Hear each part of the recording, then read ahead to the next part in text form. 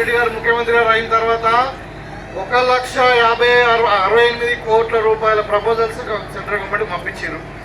దాంట్లో ముఖ్యమైనవి మనది RRR రింగ్ రోడ్డు, తర్వాత హైదరాబాద్ పట్టణాభివృద్ధి, హైదరాబాద్లో మెట్రో, తర్వాత మూసీ ఆధునీకరణ, మూసీ నదిని ప్రక్షాళన చేసి మూసీ ఫ్రంట్ రివర్ ఫ్రంట్ను డెవలప్ చేయాలని.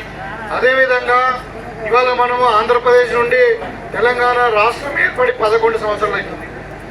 11 సంవత్సరాల క్రింద 2014లో మన పార్లమెంట్లో పాస్ అయినటువంటి బిల్లులో పొందుపరిచినటువంటి అంశాలు, మనకు బయ్యారం ఉక్కు ఫ్యాక్టరీ అయితే ఏమింది, వరంగల్లో కోచ్ ఫ్యాక్టరీ కావచ్చు, ఒక సైనిక్ స్కూల్ కావచ్చు, మరి ఇంకా IIM కావచ్చు. ఆ రోజు ఏదైతే చెప్పిందో 11 సంవత్సరాలు మరి కేంద్రంలో బీజేపీ అధికారంలో ఉన్నప్పటికీ ఇవాళ ఒక అంశం కూడా ఇవాళ అమలుగా అవుతలేదు. మనం ఇచ్చిన బడ్జెట్లో ఏమైందంటే అసలు తెలంగాణ మర్చిపోయారు. మొత్తం తెలంగాణ అనే రాష్ట్రము ఈ భారతదేశంలో ఉన్నదనుకుంటారో లేదనుకుంటారో అలాంటి పరిస్థితి ఉంది. పక్క రాష్ట్రానికి ఆంధ్రప్రదేశ్కు వాళ్ళ మిత్రపక్షం అని చెప్పి మరి 100 కోట్ల 1000 కోట్ల రూపాయలు ఇస్తూ ఉన్నారు. బీహార్లో ఎన్నికలు ఉన్నాయని చెప్పి వాళ్ళకి ప్రత్యేకమైన ప్యాకేజ్ ఇస్తూ ఉన్నారు. ఇవాళ తెలంగాణ ప్రజలు ఏం తప్పు చేసిరు? ఇలా 8 మంది ఎమ్మెల్యేలను గెలిపించారు, 8 మంది మంత్రులు మన ఎంపీలను గెలిపించారు. ఇలా కేంద్రంలో 2 మంత్రులు ఉన్నారు. మరి ఇవాళ తెలంగాణ గురించి మాట్లాడే పరిస్థితి వాళ్ళకి లేదు. వాళ్ళు మోడీ గారిని అమిత్ షా గారిని చూసుకుంటే వాళ్ళకి ఇది పడుతుంది. అంటే గుజరాతీలకు గులామీలుగానే పనిచేస్తున్నారు కానీ తెలంగాణ రాష్ట్రం కొరకు వాళ్ళు పనిచేయట్లేదు. మరి దేని కొరకు? కేంద్ర ప్రభుత్వం అంటే అందరినీ సమానంగా చూడాలా. మన దగ్గర నుండి వాళ్ళు మీకు తెలవాలని చెప్తా ఉన్నా, మన దగ్గర నుండి ₹1 ట్యాక్స్ పోతే కేంద్ర ప్రభుత్వం మన దగ్గర నుండి మనకు 45 పైసలు మాత్రమే వస్తున్నాయి. రూపాయికి 45 పైసలు మనకు వాపసు ఇస్తున్నారు. 55% వేరే రాష్ట్రాలకు తీసుకుపోతున్నాం మన డబ్బులు. పక్షపాతం చేస్తూ ఉన్నారు. ఇవాళ గుజరాత్కు, ఇవాళ మన ఉత్తరప్రదేశ్కు, బీహార్కు, లేదంటే ఇంకా ఆంధ్రప్రదేశ్కు, ఇంకెక్కడెక్కడో మరి మన పైసలు తీసుకుపోయి అక్కడ ఖర్చు పెడతా ఉన్నారు. అదే ఉత్తరప్రదేశ్లో ₹1 ఆదాయం వస్తే వాళ్ళకి ₹7 ఇస్తూ ఉన్నారు. బీహార్లో ₹1 ఆదాయం వస్తే ₹6 ఇస్తూ ఉన్నారు. మనదేమో ₹1 ఆదాయం వస్తే 45 పైసలు మనకి ఇస్తూ ఉన్నారు. ఇంత వివక్ష బీజేపీ వాళ్ళకి ఎందుకు? ఇవాళ వాళ్ళు ఏదంటారే మాట్లాడుతూ ఉన్నారు. మొన్న బాబాసాహెబ్ అంబేద్కర్ గారిని కించపరిచిన అమిత్ షా, మన మోడీ గారు ఏమంటారు, ఈ రాజ్యాంగం మార్చాలంటాడు. ఇక విశ్వ హిందూ పరిషత్ వాళ్ళు అంటారు మొత్తం అసలు ప్రజాతంత్ర ఉద్యమమే జరగలేదు, అదొక ఉద్యమమే కాదు, మనకి స్వాతంత్రమే ఇంకా రాలేదంటారు. అంటే వాళ్ళు ఎట్లా తయారైందంటే ఇక భారతీయ జూటా పార్టీ అన్నట్టు. మరి మీరు అందరూ కూడా ప్రజలు గమనించండి, మన తెలంగాణకి ఏ విధంగా కేంద్ర ప్రభుత్వం అన్యాయం చేస్తున్నది. మనం కొట్లాడుతున్నాం కానీ ఇవాళ మరి కేంద్ర ప్రభుత్వం మనకు అన్యాయం చేస్తే మన రాష్ట్రము అభివృద్ధికి కుంటుపడే అవకాశం ఉంటుంది. అందుకని ఇవాళ బీజేపీ వాళ్ళు మరి ఎమ్మెల్యే ఎంపీలు మీరు కళ్ళు తెరవండి, తెలంగాణ ప్రజల కొరకు మీరు గెలిపించినటువంటి ప్రజల కొరకు మీరు పోరాటం చేయండి అని చెప్పి సందర్భంగా తెలియజేస్తాం. అంటే ఇవాళ మరి తెలంగాణ ఇన్ని ఇబ్బందులున్నా మీకు తెలిసి కూడా కేసీఆర్ కూడా అన్ని అప్పులు చేసాడు. ఇలా అప్పులు చేసి అవినీతి పాలైపోయి మొత్తం తెలంగాణను సర్వనాశనం చేసి ఇలా ఫామ్ హౌస్లో వండుకున్నాడు. ఇంత చేసి మరి మనం ఇలా పైసా కూడబట్టి ఇచ్చిన మాట మీద నిలబడదామని చెప్పి ఒకవైపు రైతులను ఆదుకుంటూ, ఇంకోవైపు సంక్షేమ పథకాలు చేస్తూ, మరి ఇంకొక వైపు యువకులకు ఉద్యోగాలు ఇస్తూ, ఇంకొకవైపు మనం పెట్టుబడులు పరదేశాల నుండి మనం పెట్టుబడులు తెస్తూ అన్ని చేసి మన తెలంగాణని ఇవాళ #1 తెలంగాణ రాష్ట్రంగా తీర్చిదిద్దాలన్నది ప్రభుత్వం చిత్తశుద్ధితో పనిచేస్తూ ఉంటే, అదేవిధంగా మన నియోజకవర్గం కూడా ఇవాళ నేను చెప్పడానికి గర్వంగా ఉంది. ఇంత అంతా కాదు కానీ అంటే మన నియోజకవర్గము అన్ని నియోజకవర్గాల కంటే ఇలా అత్యధిక నిధులు మనకు అన్ని రంగాలలో వచ్చినాయి. R&B కావచ్చు, పంచాయతీరాజ్ కావచ్చు, మరి నరేగాలో కావచ్చు, ఇంకా ఏ సందర్భంగా తీసుకున్నా కానీ మన దగ్గరనే లబ్ధిదారులు ఎక్కువ ఉన్నారు, మన దగ్గరనే ఫండ్ ఎక్కువ వచ్చింది. ఎందుకంటే మేము కష్టపడతా ఉన్నాం మన ప్రజల కొరకు, మన కాన్స్టిట్యున్సీని అభివృద్ధి చేసుకోవాలని చెప్పి. ఇంకా రాబోయే కాలంలో కూడా మనం చెప్పినటువంటి 4 పథకాలు కూడా అమలు అవుతా ఉన్నాయి. రాను కొద్ది ఇబ్బంది ఉన్నది. ఇవన్నీ ఇబ్బంది కూడా కారణం ఎవరు? ఇవాళ ప్రభుత్వం దగ్గర డబ్బు లేకపోవడం వల్లనే. కాబట్టి కొంచెం ఇప్పుడు రేషన్ కార్డులు కావచ్చు, సన్న బియ్యం కావచ్చు, అదేవిధంగా ఇందిరమ్మ ఇల్లు కూడా ఇప్పుడు చెప్పారు మన గోపి గారు. మీకు తప్పకుండా ఇందలవాయి గ్రామంలో మొత్తం ఒక ముదిరాజు సంఘమే కాదు, ఎవరికి ఇల్లు లేకున్నా వాళ్ళందరూ కూడా ఇల్లు కట్టించే బాధ్యత మాది. ఇవాళ ఈ ప్లాట్లు లేని వాళ్ళకు ప్లాట్లు ఇచ్చి ఇల్లు కట్టిస్తాం. ఇంకా 4 సంవత్సరాల్లో తప్పకుండా సంవత్సరం కొన్ని వస్తూ ఉంటాయి. మన ఇందులో ఇంకా అవసరం ఉంటే అందరికంటే ఒక 10-15 ఇండ్లు ఎక్కువనే ఇచ్చి మేము అందరూ కూడా తప్పకుండా ఇల్లు లేని పేదవాళ్ళని ఆదుకుంటామని చెప్పి ఈ సందర్భంగా తెలియజేస్తూ మరి బీజేపీ చూపిస్తున్నటువంటి వివక్షను మీరు గమనించండి. ఇలా టీఆర్ఎస్ చేసినటువంటి మోసాలను మీరు గమనించారు, ఆల్రెడీ వాళ్ళకి బుద్ధి చెప్పారు. ఇలా బీఆర్ఎస్ మామూలు అందరు కూడా నమస్కారాలు. ఇలా చాలా మంచి రోజు వసంత పంచమి. పొద్దు నుండి నేను వెంకటేశ్వర కళ్యాణము ఇంకా వేరే అన్ని గ్రామాల్లో తిరుగుతూ ఉన్న దేవుని కార్యక్రమంలోనే మరి ఇక్కడ ఎంత చక్కటి వాతావరణం ఉందంటే ఒక పండుగ వాతావరణం ఉంది. పెద్దమ్మ తల్లి కొరకు మరి 100 మంది 150 మంది మహిళలు ఊరు నుండి నడుచుకుంటూ వచ్చి మరి బోనాలు ఎత్తుకొని ఇవాళ నైవేద్యం ప్రసాదం దేవునికి అప్పచెప్పి ఇక్కడ మహిళల యొక్క మరి అంటే వీళ్ళ తీరు చూస్తుంటే ఎంతో ఆనందంగా ఉంది. మరి నిజంగానే నేను ఎన్నికల కంటే ముందు ఈ టెంపుల్కి రావడం జరిగింది. ఆ రోజు కూడా దర్శనం చేసుకొని చెప్పడం జరిగింది. తప్పకుండా ముదిరాజు కమ్యూనిటీ అభివృద్ధికి కానీ మరి ఇక్కడ ముఖ్యంగా ఇందల్వాయి గ్రామంలో ముదిరాజు సంఘానికి కానీ నా వంతు సహకారం ఉంటుందని ఆ రోజు చెప్పడం జరిగింది. మీకు అందరు కూడా తెలుసు, మనకు ఇప్పుడు మన కాంగ్రెస్ పార్టీ అధికారంలోకి వచ్చిన తర్వాత మరి బీసీ కులగణన చేయడం జరిగింది. దాంట్లో మరి ఏ కులం వాళ్ళు ఎంత ఉన్నారు అవన్నీ కూడా మొత్తం అంటే వాళ్ళ విద్యా విధానం ఎంత ఉంది, వాళ్ళ చదువు ఎంతవరకు లిటరసీ ఉంది, వాళ్ళ ఆర్థికంగా వారు ఏ విధంగా ఉన్నారు, ఎంతమంది ఉద్యోగంలో ఉన్నారు, రాజకీయంగా ఎంతమంది ఉన్నారు, మొత్తం కూడా ఒక సమగ్ర సర్వే జరిగింది. ఆ సర్వేకు జరుగుతున్నప్పుడే మరి మనం ఒక కమిటీ కూడా వేసుకున్నాం, బీసీ కమిషన్. ఆ బీసీ కమిషన్ మన నిజామాబాద్కు పబ్లిక్ హియరింగ్ కొరకు వచ్చినప్పుడు నేను ఒక ప్రజాప్రతినిధిగా మరి ముదిరాజులను మరి డి గ్రూప్ నుండి ఏ గ్రూప్లో చేర్చాలని చెప్పి ఒక రిప్రజెంటేషన్ ఇవ్వడం జరిగింది. మీకు అందరు కూడా తెలుసు. గతంలో రాజశేఖర రెడ్డి గారు ఉన్నప్పుడు అది డి గ్రూప్ నుండి ఏ గ్రూప్లో కలిపిన తర్వాత మళ్ళీ కోర్టుని అడ్డం పెట్టుకొని మళ్ళీ గతంలో ఉన్నటువంటి బీఆర్ఎస్ ప్రభుత్వం మళ్ళీ వాళ్ళను డి గ్రూప్లోనే కలపడం జరిగింది. దాన్ని తప్పకుండా కాంగ్రెస్ పార్టీ అధికారంలో ఉంది కాబట్టి మళ్ళొకసారి బీసీ కమిషన్కి ఇచ్చినాం. డెఫినెట్గా ఇప్పుడు ఇవాళ మనము ఫిబ్రవరి 2 ఈరోజు మన బీసీ కమిషన్ ఏదైతే ఉందో ఇవాళ రిపోర్ట్ ఇవ్వబోతా ఉంది మన ప్రభుత్వానికి. దాని మీద మరి క్యాబినెట్ డిసిషన్ తీసుకొని తర్వాత 7వ తారీఖు నాడు మనం అసెంబ్లీలో కూడా దాని మీద చర్చ పెట్టుకొని మరి బీసీ కులగణను మనం ఏ విధంగా అయితే ఇవాళ బీసీలు మరి 50% కంటే మంది ఎక్కువ ఉన్నారని చెప్తా ఉన్నాం. మరి వాళ్ళకు తగినంత రిజర్వేషన్స్ ఇవ్వాలన్నది ప్రభుత్వం యొక్క సంకల్పం.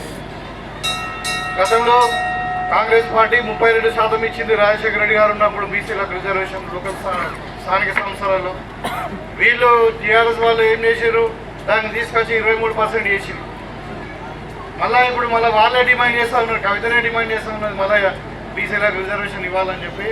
అంటే అధికారం ఉన్నప్పుడు ఒకటి, అధికారం లేనప్పుడు ఒకటి.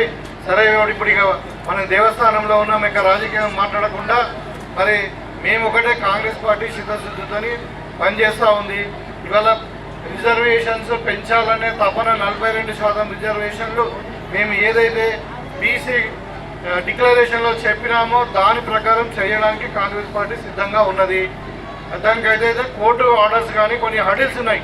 ఇప్పుడు ఎట్లుంటుందంటే ఎస్సీ ఎస్టీ రిజర్వేషన్లు ఏమో రాజ్యాంగబద్ధంగా వాళ్ళకు పొందుపడబడ్డాయి ఆల్రెడీ రాజ్యాంగంలో.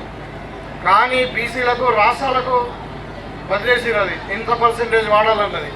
అయితే ఇది కోర్టు కూడా సుప్రీంకోర్టు గైడ్ లైన్స్ ఏమున్నాయి, 51% కంటే ఎక్కువ ఇవ్వద్దు అన్నది ఒకటి సుప్రీంకోర్టు గైడ్ లైన్స్ ఉన్నాయి. కాబట్టి అది అడ్డం వస్తుంది. కాబట్టి ఇవాళ మనం ఏం చేస్తూ ఉన్నాము, ఒక డెడికేటెడ్ బీసీ కమిషన్ మనం అపాయింట్ చేసాం. ఈ దీని మీద స్టడీ చేసి రిపోర్ట్ ఇవ్వడానికి కోర్టులో సబ్మిట్ చేస్తున్నాము. తర్వాత ఇవాళ బీసీ కులగణన చేస్తూ ఉన్నాము. ఇవన్నీ ఇప్పుడు కోర్టు దాని మీద చర్చ జరుగుతుంది, కోర్టులో కేసెస్.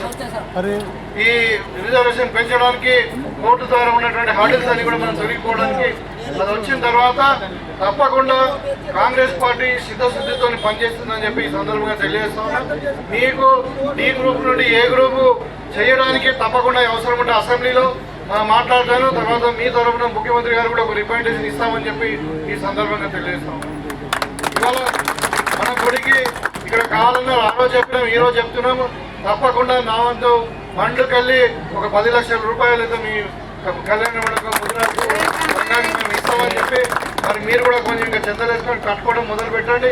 మనకి ఇప్పుడే రాదు, కానీ మనకు మార్చి తర్వాత తప్పకుండా మీకు ఇచ్చే ప్రయత్నం చేస్తాను, ఇస్తాను కూడా. భూపతి రెడ్డి సార్ మాట అంటే మాట తప్పడు, కొంచెం ఇంకా ముందు ఆలస్యం ఒక నెల అటు ఇటుకు అవుతుందచ్చు, కానీ తప్పకుండా ఈ ముదిరాజు సంఘాన్ని అభివృద్ధి చేసే బాధ్యత మర్యాద గౌరవంతో తప్పకుండా దీన్ని డెవలప్ చేసుకుందామని చెప్పి ఈ సందర్భంగా తెలియజేస్తాం. ఇక్కడ పత్రికా వాళ్ళు ఉన్నారు కాబట్టి ఒక 2 విషయాలు మాట్లాడక తప్పట్లేదు. ఇవాళ నిన్న మన కేంద్ర ప్రభుత్వం బడ్జెట్ పెట్టింది. కట్టుకుంటామంటే 2 ఎకరాల స్థలం గవర్నమెంట్ నుంచి ఇప్పించిండు. ఇంత పెద్ద 52 లక్షల రూపాయలతోటి మందిరం ఏర్పాటు చేసుకున్నాము. ఆ డబ్బులు కూడా దుబాయ్లో ఉన్న పిల్లలే చదివేసి ఆ మందిరం కట్టిండ్రు, మూలం చేయలేదు. ఈనాడు 64 మంది భర్తలు చనిపోయిన వాళ్ళు ఉన్నారు తెలుగులు. మొన్న 10,000 చొప్పున చేయాలంటే ఏడ్చుకుంటా 10,000 చీరలు. కానీ ఇప్పటికీ సంవత్సరం అవుతుంది, అది కాలేదు. ఎమ్మెల్యే గారు దయ ఉంచి మా మీద ఆ నిధులు అనుకున్నాము, ఎమ్మెల్యే గారు నిధులు అనుకున్నాము, ఎక్కడ నిధులు చేసి భవనం మరి ఏర్పాటు చేస్తే అందరూ తీసుకొచ్చి మీ కాళ్ళ దగ్గర పండి నమస్కారం చేయాలని ఆహ్వానించడం జరిగింది. మరియు మన మార్కెట్ కమిటీ చైర్మన్ గంగారెడ్డి గారు మరియు స్టేజ్ పైన ఉన్న ప్రతి ఒక్కరికి నా యొక్క నమస్కారములు. అన్న, మేము ముదిరాజుల పరంగా ఎన్నో ధర్నాలు చేశాము, చాలా సార్లు ప్రభుత్వానికి వినియోగించుకున్నాము. బీసీ డి నుంచి ఏలోకి చేర్చాలని చెప్పేసి పదే ధర్నాలు చేసిన రోజులు ఉన్నాయన్న. ప్రతి గవర్నమెంట్ వచ్చినప్పుడల్లా మేము ఇదే వినియోగించుకుంటున్నాను. ప్రతిసారి మేము వెనుకబడిపోతున్నాము. మాకు ప్రభుత్వ పరంగా ఉద్యోగాలు రావాలన్నా కానీ, ఏదైనా ప్రభుత్వ ఫండ్లు రావాలన్నా కానీ చాలా వెనుకబడి ఉన్నాము. దాన్ని దృష్టిలో పెట్టుకొని మా బీసీడీ నుంచి ఏలకి చేర్పించాలని చెప్పేసి కోరుచున్నామన్నా. ఇంకొక విషయం అన్న, పెద్ద సమస్య ఇది కళ్యాణ మండపం మొదలు పెట్టినామన్నా. బేస్మెంట్ దాకా ఆగిపోయింది. ఆల్రెడీ ఫండ్స్ ఇంతకుముందు వచ్చినాయన్నా, ఇక రాలేవు. మీరు దానికి ఇంకా సరిపడే ఒక 20 నుంచి 30 లక్షల ఫండ్ పెట్టి మా కళ్యాణ మండపానికి నిర్మాణం పూర్తి అయ్యి సహకరిస్తారని చెప్పేసి నేను కోరుకుంటున్నానన్న.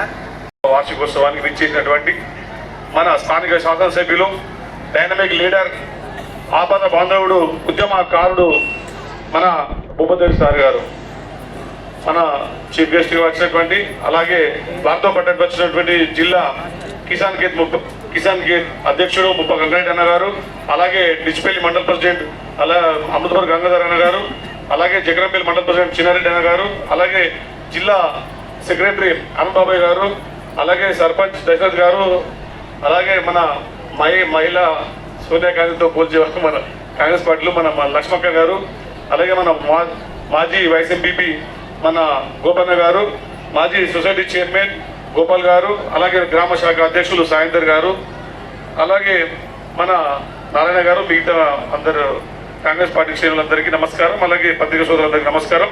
మనం గత 10 సంవత్సరాల్లో అభివృద్ధికి నోచుకోలేము. మన డైనమిక్ లీడర్ భూపతి సార్ గారు ఎప్పుడైతే మన బాధ్యతలు తీసుకున్నారో రోజుల నుంచి అప్పటి నుంచి అభివృద్ధి కార్యక్రమాలు చురుగ్గా సాగుతున్నాయి.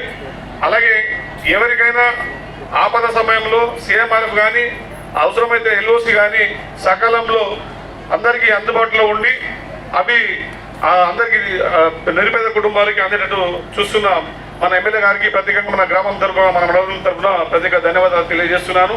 మొన్ననే ఎల్ఓసి మన భాస్కర్ వాళ్ళ అక్క కూతురికి ఎమర్జెన్సీ ఉంటే అప్పటికప్పుడు సార్ హైదరాబాద్ నుంచి సార్ అవసరం ఉందంటే వెంటనే స్పందించి ఎల్ఓసి ఇచ్చి వాళ్ళ అక్క కూతురు పనాలని మనకి ఎలాంటి డబ్బులు తగ్గకుండా చేసిండు. అలాగే మన విలేజ్లో బ్యాంక్ రాములు గారికి, అలాగే ఎల్ఓసి ఇట్లా మన విలేజ్ కూడా సిఆర్ఎంఆర్ఎఫ్ చాలా అత్యధిక మందికి మనం మంజూరు చేసినాం సార్ దయ వల్ల.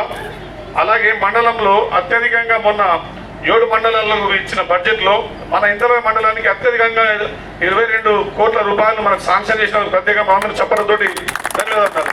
ఇలాంటి లీడర్ను మనం కాపాడుకుంటే ప్రజలకు అందుబాటులో ఉంటాడు. ఇంతకుముందు సారు బయట బంగ్లా మీద వంటుండే సార్ వస్తాడు, పోతాడు, కిందికి వచ్చేసరికి టైం అయిపోతుంది. సార్ అలా కాకుండా మన భువన సార్ ఎనీ టైం అందుబాటులో ఉండడం, వారంలో 6 రోజులు ఇక్కడనే ఉంటూ అందరికీ ప్రజాసేవ చేస్తూ ఉన్నాడు. అందుబాటులో ఉన్న ఎమ్మెల్యేలు మనం గౌరవించాలి. అలాగే వారికి మనం అన్ని రకాలుగా సహకరించాలి. మన మండలం ఎలాగో అభివృద్ధి చెందుతుందో, ఎలా అధిక నిలుస్తుందో, అలాగే మా ఈ స్వహస్తవ గ్రామమైన ఇందలక్ సార్ మీరు కూడా దయచేసి అధిక నిధులు ఇచ్చి ఉన్న ఇక్కడ టెంపుల్కి కానీ, ఇంకా మిగతా మహిళా కమిటీలకు కానీ, భవనాలకు కానీ, కుల సంఘాలకు కానీ అన్నిటికీ కూడా మీ దయతో అత్యధిక నిధులు ఇచ్చి ఇప్పుడు మండలంలో అన్ని మండలాల కన్నా నవీన్ గౌడ్ మండలానికి ఎక్కువ నిధులు వచ్చినా ఎట్లా చెప్పుకుంటారో అలాగే అన్ని గ్రామాల కన్నా నవీన్ గౌడ్ గ్రామానికి ఎక్కువ వచ్చి నిధులు ఇచ్చే విధంగా మీరు చూస్తారని ఆశిస్తూ మీ దయమా ఎప్పుడు మా గ్రామం పైన ఉంటుందని మా మండలం పైన ఉంటుందని కోరుకుంటూ మీకు మాట్లాడాల్సింది కొంచెం.